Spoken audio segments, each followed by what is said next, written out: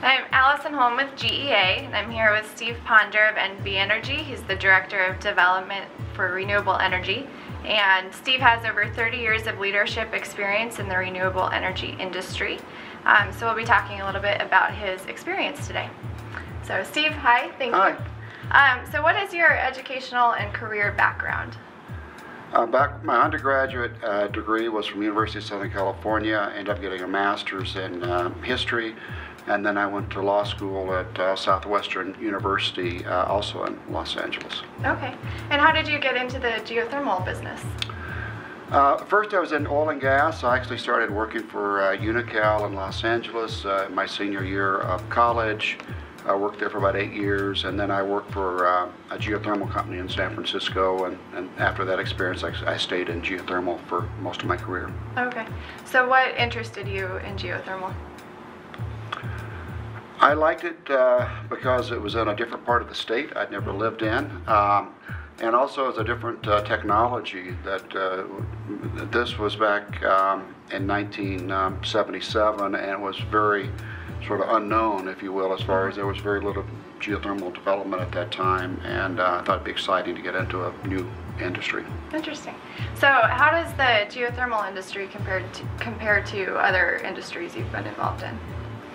Well, the only other industry I've ever been involved with is oil and gas, and in that industry a lot of it's the same as geothermal. Matter of fact, Unocal oil company got involved in geothermal, I think because of the overlaps Chevron did, and that the overlaps included drilling, primarily the drilling, exploration, and then production and building power plants was not the same. That was probably a big difference because really it was something that the utilities did almost exclusively at that time. Okay. And how has the geothermal industry changed since you've been involved in it? Well, it's grown quite a bit. There's a lot of development in different states. It was very localized at that time, primarily in the geysers area of Northern California. Now it's spread out to other parts of California, including and also in Nevada. And also internationally, it was very localized at that point, and it's really sort of spread all over the world, really. Okay, wonderful. So what do you consider some of your career highlights? Several. One was being involved in drilling what is probably the deepest well, geothermal production well in Nevada, out in the Dixie Valley area, and we were able to barely complete drilling of the well, and once we had a good test of the well, we were able to sell the power purchase agreement back to Southern California Edison, and that was very profitable for the company I was working with at that time. Also being involved in the geothermal development at the geysers area, I was asked to come in as a project manager. Had no experience, a lot of on-the-job training, drilled a lot of wells, had some success and some challenges, but it was really an exciting time of my life. That's great. So what you just mentioned about not having any experience and coming in and getting a lot of on-the-job training, that's something that we get a lot of questions about at GEA. So do you have recommendations for people who are interested in getting into the industry but don't necessarily have the experience?